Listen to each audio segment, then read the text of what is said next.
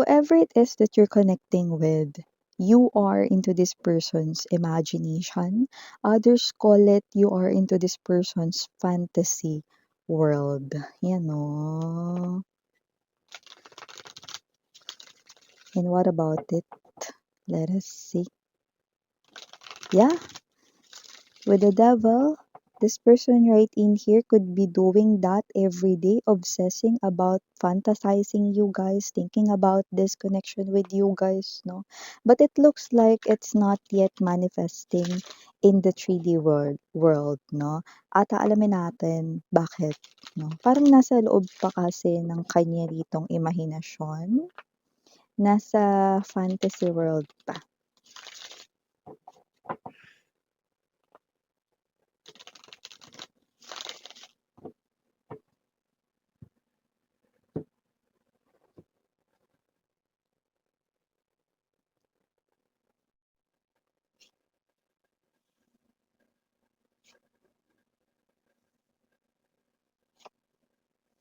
Okay.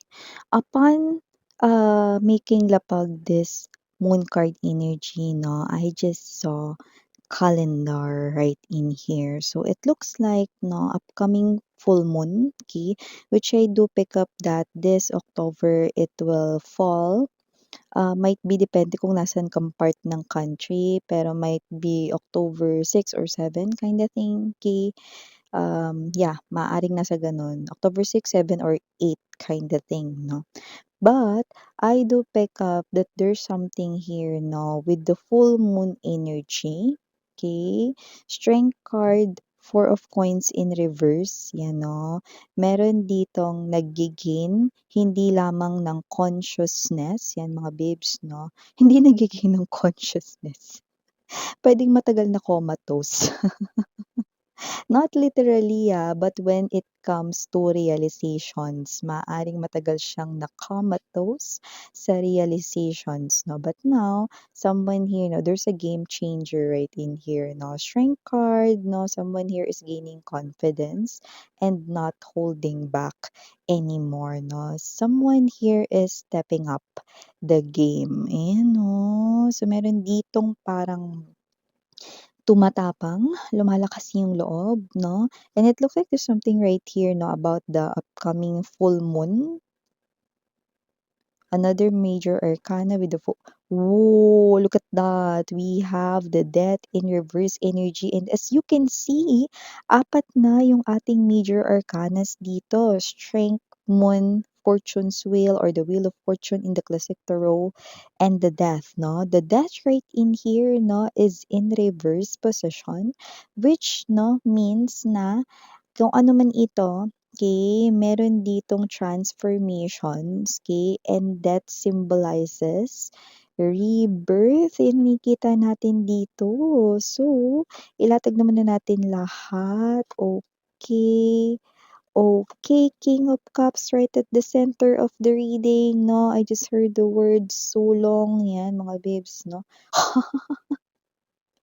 Parang rally lang. Sulong, meron ditong isusulong right in here, no? Or in other words, no? To fight.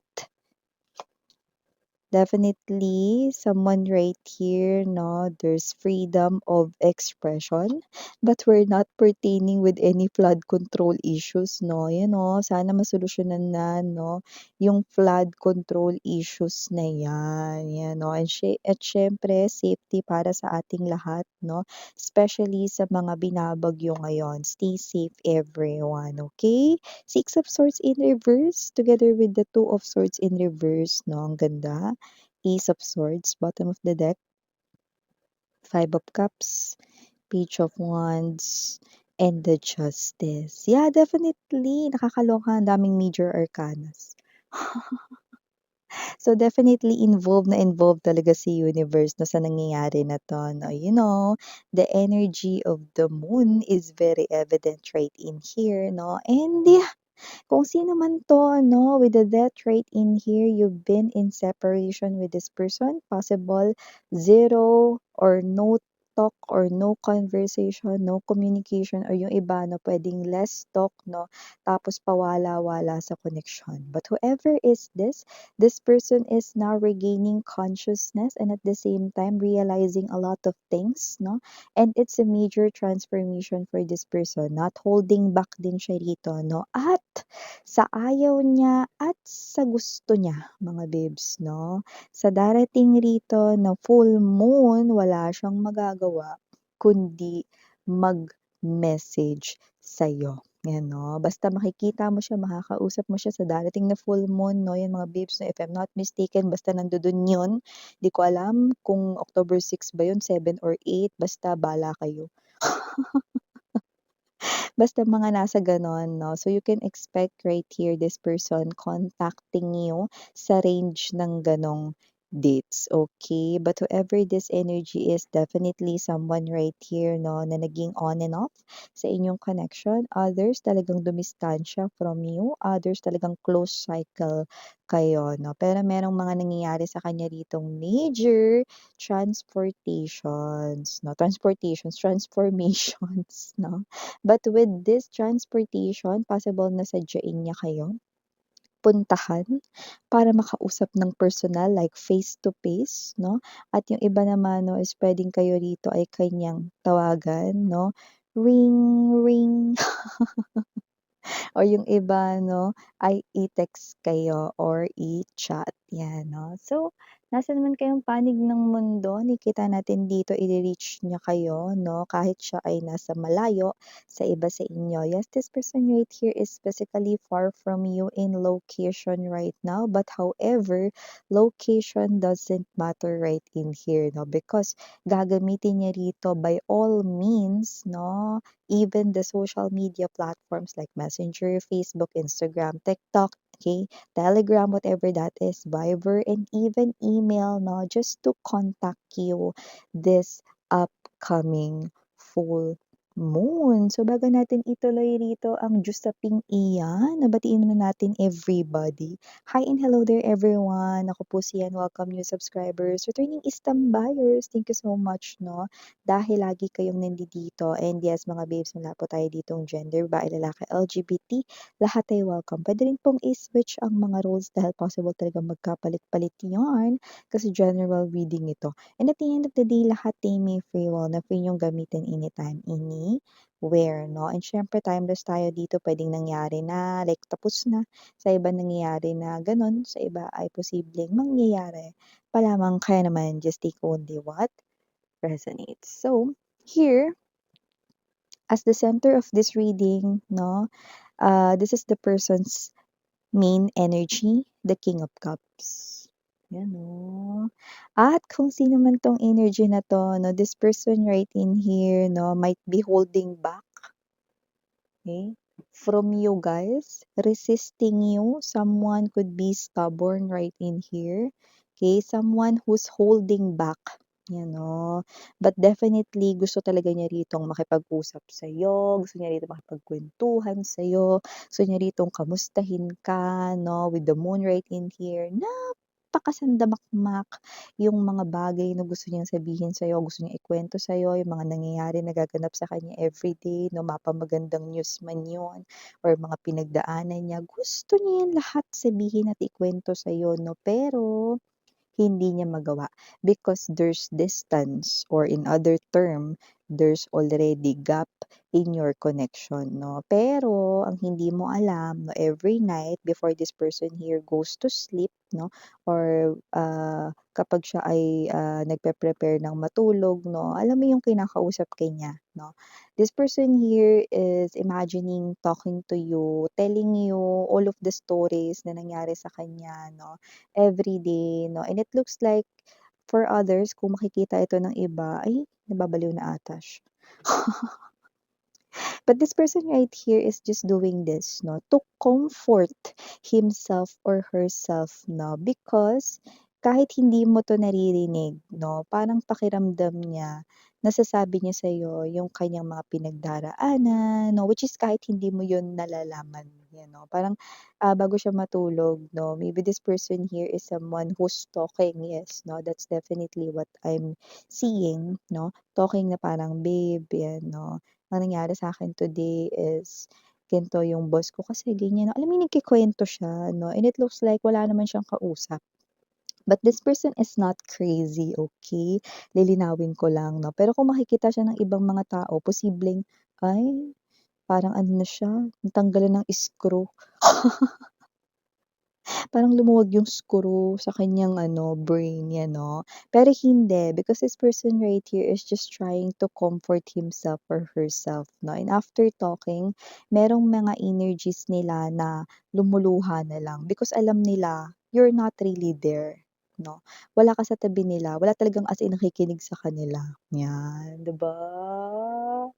Medyo ang pathetic 'no, medyo kaawa-awa yung datingan niya ron 'no. So kung sino man 'tong energy na 'to nakikita natin dito 'no, na wala siya ditong magagawa 'no, kahit na nagho-hold back pa yung iba sa kanila, wala silang choice dito but to contact you. Eight of Wands 'no, Fortune's wheel right in here 'no, and the moon. Yes, you already tried this upcoming full moon. 'Yan 'no, itong tao na 'to, well definitely doon sa range na yon ng mga dates na binanggit ko 'no, magsusulputan 'yang mga 'yan. Puwedeng puntahan ka niyan, sadyain ka niyan 'no, pero puwedeng tawagan ka niyan or i-text ka niyan kasi nga yung iba sa kanila physically far from you guys 'no, pero with the word sulong 'no, na ating narinig kanina 'no, this person right in here, isusulong niya na or ifa-fight niya na rito yung kanya rito 'no, na saloobin, sasabihin niya na rito yung kanya ritong matapang niya ng sasabihin yung kanyang mga nararamdaman rito 'no, and with the death in rebirth, nakikita natin dito that this person really wants new beginning for you guys 'no, and definitely that's the truth 'no, dito 'no, and the Two of Swords is in reverse position, meaning to say, this person right here is also not closed off anymore. Meaning to say, hindi niya rito parang pinipigilan rito 'no, yung bugso ng damdamin niya, hinahayaan niya na lang rito na ito ay dumaloy ng banayad 'no. Alam mo, this person right in here, pati yung kanya rito 'no, na parang, energy ng Six of Swords in reverse 'no, kasi medyo dumadaan siya sa very rocky road na sitwasyon ngayon 'no, pertaining sa inyong connection, sasabihin niya rin 'yan sa'yo 'no. This person, sobrang bigat na talaga rito ng dibdib niya 'no, pero wala siya ritong makausap kasi wala ka naman.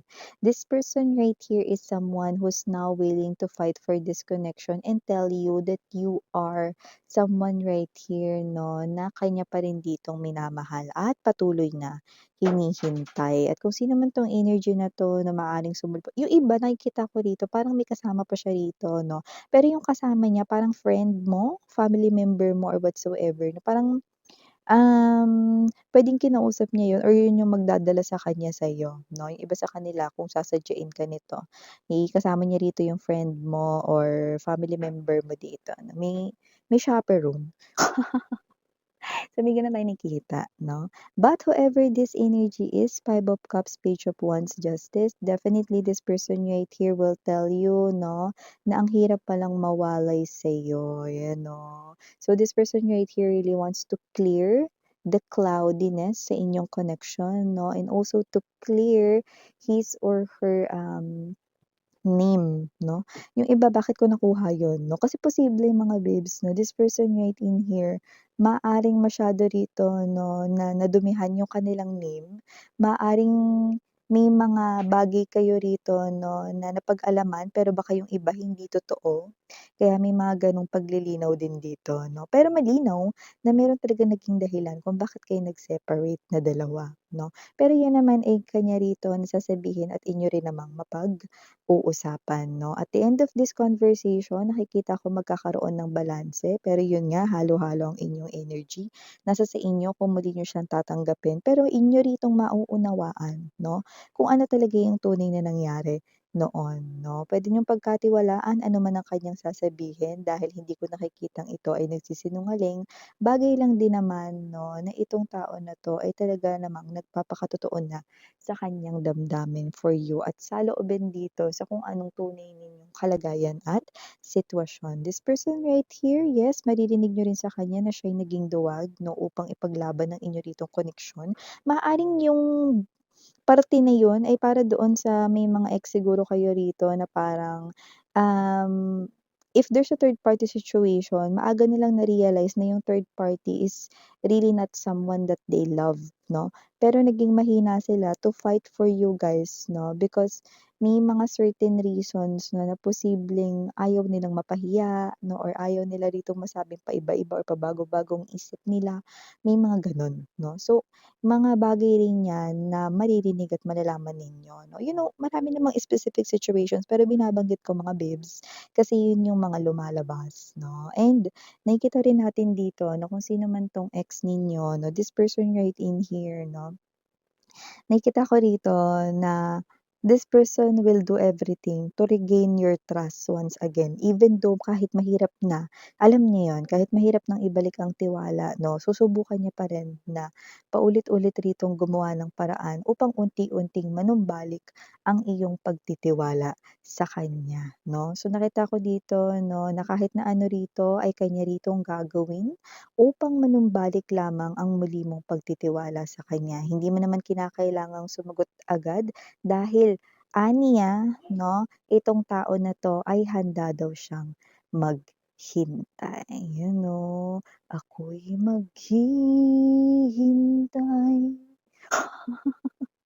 lamang sa'yo.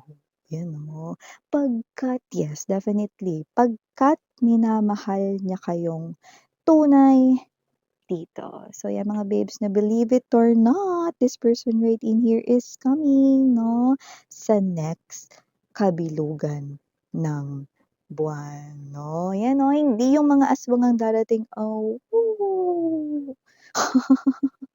Kundi ang ex mo dito 'no, na puwedeng yung iba ginost kayo nito noon, pero eto nagbabalik na ngayon. So yeah, these are all the messages 'no, and yeah, I know you're waiting for some kind of initials. I'm also, picking up yun, pero dalawa lang kasi. We have here letter E and we also have here the letter R. So yeah, these are all the messages. Maraming salamat. Thank you so much again. I'm Yuriana on me. 사랑해요. Love and light. 안녕.